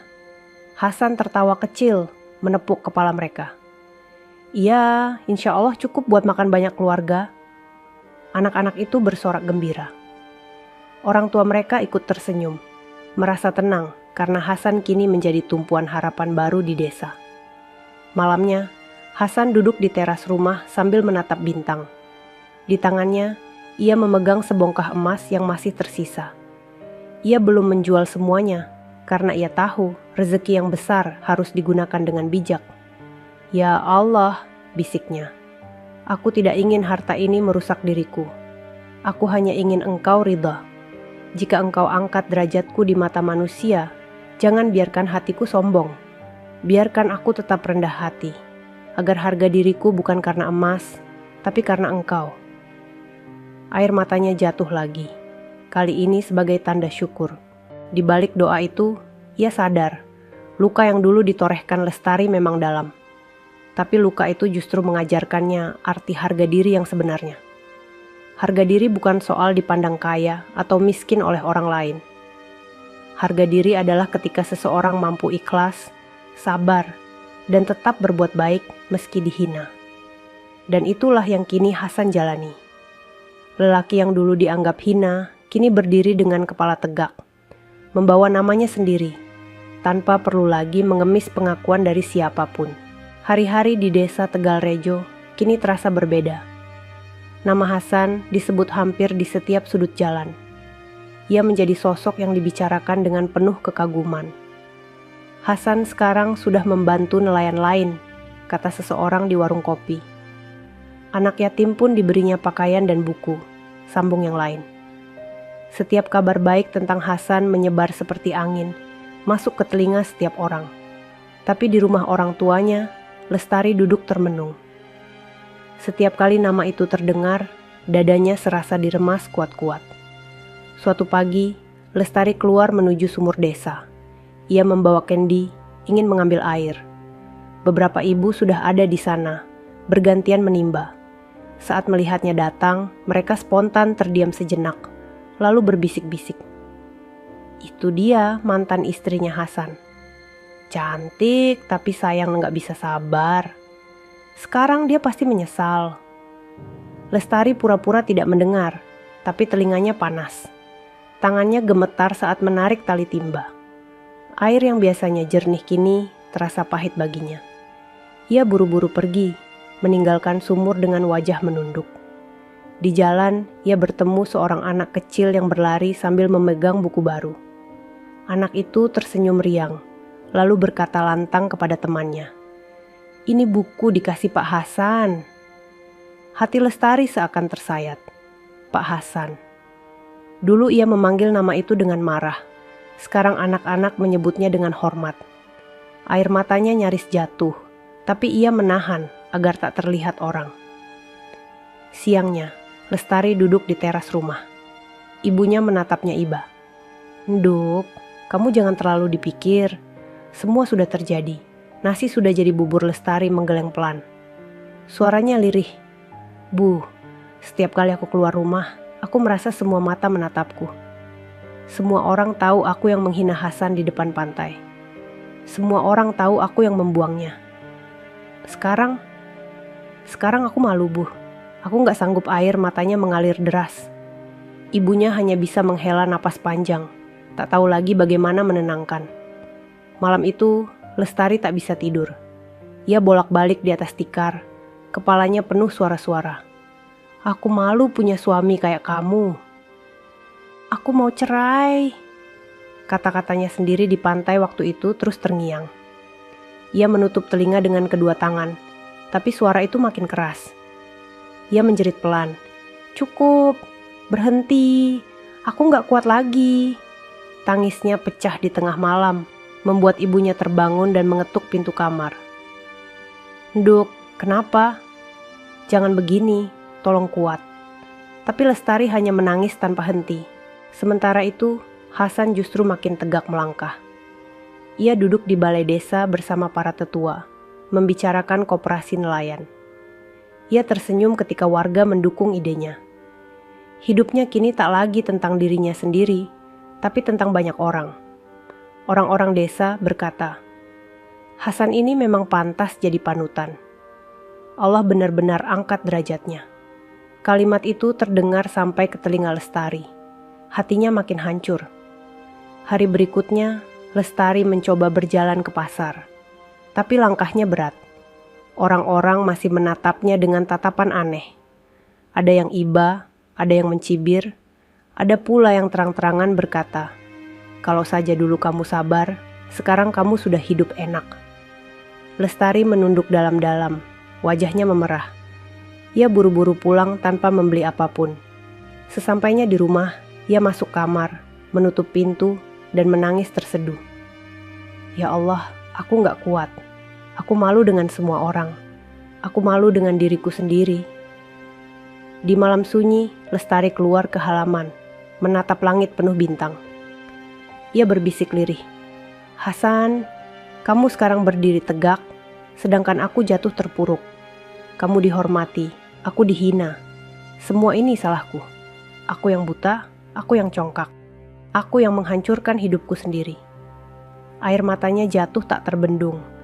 Tubuhnya bergetar hebat. Penyesalan itu makin menenggelamkannya, membuatnya tak bisa lagi menatap wajah orang-orang di sekitarnya. Bahkan menatap bayangannya sendiri, di cermin pun ia tak sanggup. Lestari tak tahu, jalan hidupnya kini benar-benar gelap. Ia sudah kehilangan suami yang tulus, kehilangan harga diri, dan kehilangan kepercayaan orang. Yang tersisa hanyalah penyesalan yang setiap hari makin menghantam batinnya. Sementara Hasan, lelaki yang dulu ia hina, terus melangkah maju dengan doa dan keyakinan. Kontras itu semakin menyakitkan, membuat Lestari semakin tak sanggup menanggung malu. Pagi itu, pantai Tegalrejo terlihat lebih ramai dari biasanya. Perahu-perahu nelayan berjejer di bibir pantai, sebagian sedang ditambal, sebagian baru saja pulang melaut. Namun yang paling menarik perhatian adalah satu perahu besar dengan cat biru yang mengilap. Perahu baru milik Hasan. Warga berkerumun di sekitarnya. Anak-anak kecil berlarian di sekitar perahu, sambil berteriak gembira. Para nelayan tua menatap dengan kagum. Subhanallah, Hasan benar-benar berubah. Dulu perahunya kecil, reyot, dan hampir tenggelam. Sekarang punya perahu sebesar ini. Iya, dan katanya, perahu ini bukan cuma untuk dia sendiri, tapi untuk kita semua juga. Hasan berdiri di samping perahu dengan wajah penuh ketenangan. Ia mengenakan kemeja sederhana dan celana kain bersih. Wajahnya tidak lagi pucat seperti dulu, melainkan bercahaya karena semangat hidup baru. Ia berbicara lantang di hadapan para nelayan yang berkumpul. Saudara-saudaraku, kita semua tahu betapa sulitnya jadi nelayan kecil. Harga ikan sering dipermainkan tengkulak. Hasil tangkapan sering tidak sebanding dengan tenaga yang kita keluarkan. Karena itu, mulai hari ini, perahu besar ini bukan hanya milik saya, tapi milik kita semua. Kita akan melaut bersama, hasilnya kita bagi bersama. Kita bentuk kelompok nelayan supaya hidup kita lebih baik. Sorak-sorai terdengar. Para nelayan bertepuk tangan, sebagian menitikkan air mata. Mereka tidak menyangka Hasan, yang dulu dihina karena miskin, kini berdiri dengan wibawa, membawa harapan baru. Beberapa minggu kemudian, usaha baru itu mulai berjalan. Hasan mempekerjakan beberapa pemuda desa yang sebelumnya menganggur. Ia mengajarkan cara melaut dengan teknik baru, bagaimana menjaga ikan agar tetap segar, dan bagaimana menjual langsung ke pengepul besar di kota tanpa perantara. Setiap kali perahu besar itu kembali, hasil tangkapan melimpah. Ikan-ikan segar dijual dengan harga bagus. Uang yang masuk tidak hanya untuk Hasan, tapi juga untuk semua yang ikut melaut. Perlahan, kehidupan desa berubah. Orang-orang berkata, kalau bukan karena Hasan, kita masih hidup susah. Sekarang dapur kita penuh beras, anak-anak bisa sekolah. Hasan hanya tersenyum rendah hati. Ia tidak ingin dianggap pahlawan. Ia hanya ingin berbagi rezeki yang Allah titipkan. Di rumahnya yang kini sudah kokoh dengan dinding papan baru dan atap seng yang rapi, Hasan sering menerima tamu. Para tetua desa, guru, bahkan anak-anak yatim datang silih berganti. Hasan selalu menyambut dengan senyum, menyediakan makanan, dan memberi bantuan semampunya. Bu Rini yang dulu sering menolong Hasan berkata sambil meneteskan air mata, "Mas Hasan, Allah benar-benar angkat derajatmu. Saya bangga punya tetangga seperti kamu." Hasan menunduk. "Bu, saya hanya melakukan apa yang saya bisa. Rezeki ini bukan milik saya, tapi titipan Allah. Kalau saya simpan sendiri, apa bedanya dengan orang tamak?" Sementara itu, di rumah orang tuanya, Lestari duduk termenung. Dari kejauhan ia melihat perahu besar Hasan yang baru saja sandar. Orang-orang berkerumun dengan wajah gembira. Anak-anak kecil berlari sambil membawa ikan, tertawa riang. Matanya panas, air matanya menetes tanpa bisa ditahan. Itu seharusnya jadi milikku juga, kalau saja aku tidak melepaskannya. Kalau saja aku lebih sabar. Tapi kenyataannya, ia hanya bisa menatap dari jauh. Orang-orang yang dulu memuji kecantikannya kini hanya membicarakannya dengan nada iba atau sinis. Cantik, tapi nggak bisa jaga rumah tangga. Kalau dia sabar, mungkin sekarang hidupnya ikut bahagia. Kalimat-kalimat itu menusuk seperti duri. Malam hari, Hasan duduk di teras rumah sambil menatap bintang. Ia teringat masa-masa sulit dulu. Tidur di rumah reyot, makan nasi dengan lauk ikan asin, dan dihina istrinya sendiri. Semua itu kini terasa jauh, tapi bukan untuk dilupakan. Justru itu yang membuatnya kuat. Ia berdoa dalam hati, "Ya Allah, jangan biarkan aku sombong. Jangan biarkan aku lupa bahwa semua ini datang darimu. Jika Engkau angkat derajatku, itu karena Engkau ingin aku belajar berbagi." Air matanya jatuh, tapi kali ini penuh rasa syukur. Keesokan harinya, Hasan berkumpul dengan para nelayan di balai desa. Ia membicarakan rencana membangun gudang pendingin agar ikan bisa disimpan lebih lama. Semua orang antusias. "Kalau ini berhasil, hidup kita benar-benar berubah," kata seorang nelayan tua. Hasan tersenyum. Insya Allah, kalau kita kerjasama, semuanya bisa. Wajahnya bercahaya. Ia bukan lagi Hasan yang dulu dihina, tapi Hasan yang kini menjadi tumpuan harapan seluruh desa. Sementara itu, Lestari makin terpuruk. Ia tak sanggup lagi menatap wajah orang-orang. Malu dan sesal terus menghantam. Tubuhnya semakin kurus, matanya cekung, wajah cantiknya memudar. Di kamarnya yang gelap, ia sering bergumam sendiri. Hasan, maafkan aku. Aku yang buta. Aku yang menghancurkan semuanya. Tapi waktu tak bisa diputar kembali. Hasan sudah melangkah jauh, sedangkan ia terjebak dalam penyesalan. Malam itu hujan turun deras di desa Tegal Rejo. Atap rumah orang tua Lestari bocor di beberapa bagian, membuat air menetes ke lantai tanah. Lestari duduk di sudut kamar. Tubuhnya terbungkus kain tipis, wajahnya pucat. Rambutnya yang dulu terawat kini kusut, matanya sembab, dan pipinya tirus. Ia mendengar suara hujan bercampur dengan bisikan pikirannya sendiri. Bisikan itu bukan suara orang lain, melainkan Gemma dari masa lalu. Aku malu punya suami kayak kamu. Aku minta cerai sekarang juga. Aku gak butuh kamu. Suara-suara itu berulang-ulang, membuat kepalanya pening. Lestari menutup telinga dengan kedua tangan, tapi bisikan itu makin keras. Ia berteriak lirih, berhenti, berhenti. Aku gak kuat lagi. Ibunya masuk tergesa, menyalakan lampu teplok. Nduk, kenapa kamu lagi-lagi begini? Jangan siksa dirimu sendiri. Tapi Lestari hanya menangis, memeluk lutut, mengguncang tubuhnya sendiri. Bu, aku menyesal, aku bodoh. Aku hancur karena diriku sendiri. Keesokan harinya, hujan reda, desa kembali sibuk dengan aktivitas. Para nelayan melaut, anak-anak pergi sekolah, dan di warung kopi orang-orang kembali berbincang. Nama Hasan masih jadi bahan pembicaraan. Hasan sekarang katanya mau bangun gudang pendingin di dekat pantai. Wah, hebat sekali. Itu akan memajukan desa kita. Benar. Semua ini karena dia punya hati yang besar. Ucapan-ucapan itu sampai juga ke telinga Lestari. Ia sedang berjalan membawa keranjang kosong untuk membeli sayur. Begitu orang-orang melihatnya, bisik-bisik lain muncul. Itu loh mantan istrinya Hasan. Kasihan, dulu cantik sekarang kurus begitu. Kalau dulu sabar pasti sekarang ikut bahagia. Wajah Lestari panas, langkahnya gontai. Ia menunduk, tidak jadi membeli sayur, lalu buru-buru pulang. Sesampainya di rumah, ia menjatuhkan diri di tikar, menangis meraung. Ya Allah, aku malu. Aku gak kuat hidup begini. Hari demi hari, rasa malu itu makin menusuk. Setiap kali ia melihat anak-anak membawa buku baru, ia tahu itu pemberian Hasan. Setiap kali mendengar tetangga bisa makan lebih enak, ia tahu itu hasil kerja keras Hasan yang kini membantu banyak orang. Sementara dirinya, ia masih di rumah orang tua, hidup dari belas kasihan. Tidak ada lagi yang memuji kecantikannya. Tidak ada lagi yang menghormatinya.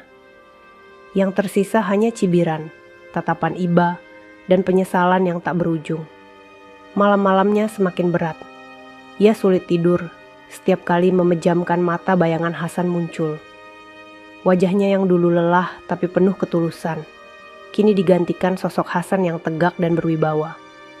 Dalam mimpi-mimpinya, Lestari sering mendengar suara Hasan berkata, "Aku ikhlas melepasmu. Semoga kamu bahagia dengan jalanmu." Ia terbangun dengan keringat dingin, menangis sambil memeluk bantal. "Aku gak bahagia, Mas. Aku sengsara. Aku salah." Suatu sore ia nekat berjalan ke pantai. Dari kejauhan, ia melihat Hasan bersama para nelayan lain menurunkan hasil tangkapan. Anak-anak berlari gembira menyambut mereka. Hasan tertawa lepas, wajahnya penuh kebahagiaan. Lestari berdiri jauh di balik pohon kelapa, menatap dengan mata basah. Ia ingin berlari mendekat, ingin berteriak meminta maaf, tapi kakinya lemas. Ia tahu, pintu itu sudah tertutup. Hasan kini bukan lagi miliknya. Air matanya jatuh deras. Itu seharusnya aku yang ada di sampingnya. Itu seharusnya aku yang ikut tertawa bersama. Tapi semua sudah hilang. Tubuhnya gemetar hebat. Seorang nelayan melihatnya dari jauh, lalu berbisik pada temannya. Kasihan Lestari, kelihatannya sudah tidak kuat menanggung malu. Malam itu, di rumahnya, Lestari kembali didera rasa putus asa. Ia duduk di depan cermin kecil, menatap wajahnya sendiri. Mata cekung, wajah kusam, senyum hilang. Ini bukan aku, ini bukan wajahku dulu. Semua hilang, semua salahku, gumamnya. Ia mulai berbicara sendiri, seolah bercakap dengan bayangan di cermin. Kenapa kamu hina suamimu? Kenapa kamu buang dia? Sekarang lihat dirimu. Apa yang tersisa? Air matanya jatuh. Ia memukul cermin hingga retak. Suara keras itu membuat ibunya terkejut masuk ke kamar. "Nduk, kamu kenapa?" Lestari terisak di lantai. "Bu, aku gila. Aku gak sanggup lagi menanggung semua ini." Sementara itu, Hasan sedang duduk di teras rumah barunya yang sudah kokoh. Ia ditemani beberapa tetangga yang sedang membicarakan rencana koperasi. Senyumnya tulus, ucapannya tenang. Rezeki bukan hanya untuk saya. Kalau kita mau maju, kita harus bersama-sama. Saya tidak ingin ada nelayan yang lapar lagi, katanya. Tetangga mengangguk penuh kagum. Hasan menatap langit malam, lalu berbisik dalam hati. Ya Allah, terima kasih Engkau beri aku kekuatan. Dulu aku dihina, tapi Engkau balas dengan kemuliaan. Semoga aku tetap rendah hati. Di dua tempat berbeda, dua hati menjalani nasib yang berlawanan. Hasan semakin tegak, sementara Lestari semakin runtuh. Dan itulah wajah nyata dari karma. Cepat, tajam, dan tak bisa dihindari. Matahari pagi menyinari desa Tegal Rejo dengan cahaya keemasan. Pantai berkilau indah, suara ombak terdengar lembut seakan menyanyikan lagu ketenangan. Warga desa berkumpul di tepi pantai, menyambut perahu besar yang baru saja kembali. Perahu itu milik Hasan, kini sudah menjadi kebanggaan desa. Hasil tangkapan hari itu melimpah. Ikan-ikan segar dikeluarkan dari jaring besar, dibagi rata untuk semua yang ikut melaut. Wajah para nelayan berseri-seri, anak-anak berlarian gembira, dan orang tua mengangguk penuh syukur. Alhamdulillah, rezeki kita semakin lancar sejak ikut kelompoknya Hasan, kata seorang nelayan. Betul, Hasan benar-benar jadi berkah bagi kita semua. Hasan hanya tersenyum. Ia tahu, semua ini bukan karena dirinya, tapi karena Allah yang menggerakkan rezeki. Di sisi lain, Lestari duduk di jendela rumah orang tuanya. Wajahnya pucat, tubuhnya kurus, matanya cekung. Ia menatap jauh ke pantai, melihat keramaian itu dari kejauhan. Senyum Hasan yang sederhana, tapi penuh wibawa membuat hatinya hancur berkeping. Air matanya jatuh tanpa henti. Mas, itu seharusnya aku. Itu seharusnya aku yang duduk di sampingmu. Aku yang ikut tersenyum bersama orang-orang. Tapi kenyataannya, ia hanya bisa menatap dari balik jendela, terasing, ditelan penyesalan. Hari-hari berikutnya, Hasan semakin sibuk mengurus koperasi nelayan. Gudang pendingin mulai dibangun, dan warga desa bergotong royong membantu. Hasan selalu berada di barisan terdepan, memikul kayu, mengatur pekerjaan, bahkan ikut bekerja dengan tangannya sendiri. Orang-orang semakin hormat. Hasan tidak hanya kaya, tapi juga rendah hati. Dia benar-benar pemimpin yang lahir dari rakyat anak-anak yatim, berlari mendekatinya, memeluk kakinya dengan tawa riang. Hasan menepuk kepala mereka, hatinya penuh rasa syukur. Malamnya, ia duduk sendirian di tepi pantai, menatap laut yang dulu hampir merenggut nyawanya. Ombak datang dan pergi, seperti mengisyaratkan perjalanan hidup yang naik turun. Hasan berdoa lirih, "Ya Allah, Engkau tahu semua luka yang pernah kutanggung. Engkau tahu hinaan yang pernah kuhadapi. Tapi Engkau juga tahu, aku tidak pernah membalas dengan kebencian. Aku serahkan semua padamu, dan Engkau balas dengan kemuliaan. Ya Allah, jangan biarkan hatiku sombong. biarkan aku tetap jadi nelayan sederhana yang selalu ingat padamu. Air matanya jatuh, bercampur dengan pasir pantai. Sementara itu, Lestari makin terpuruk. Ia jarang keluar rumah, takut menghadapi tatapan tetangga. Ketika sesekali ia berjalan ke pasar, orang-orang hanya menatap iba atau membisikkan sesuatu di belakangnya. Kasihan, cantik tapi hidupnya hancur karena pilihannya sendiri. Dia yang dulu menghina, sekarang menanggung akibatnya. Lestari menunduk, berjalan cepat sambil menahan tangis. Setibanya di rumah, ia menutup pintu kamar rapat-rapat, menangis terseduh. Malam-malamnya dipenuhi mimpi buruk. Ia sering bermimpi Hasan menatapnya dengan mata sayu, lalu berkata, "Aku sudah ikhlas melepasmu. Kamu pilih jalanmu sendiri." Ia terbangun dengan teriakan. Keringat dingin membasahi tubuhnya. Ia menutup wajah dengan bantal, menangis sampai subuh. Hari demi hari, jiwanya makin rapuh. Lestari sering duduk termenung, berbicara sendiri. Kenapa aku begitu kejam? Kenapa aku buang lelaki sebaik itu? Semua ini salahku, semua salahku. Ibunya menangis melihat kondisi anaknya. "Nduk, tolong kuat, jangan terus menyiksa dirimu." Tapi Lestari hanya menggeleng, menatap kosong. "Aku sudah hancur, Bu.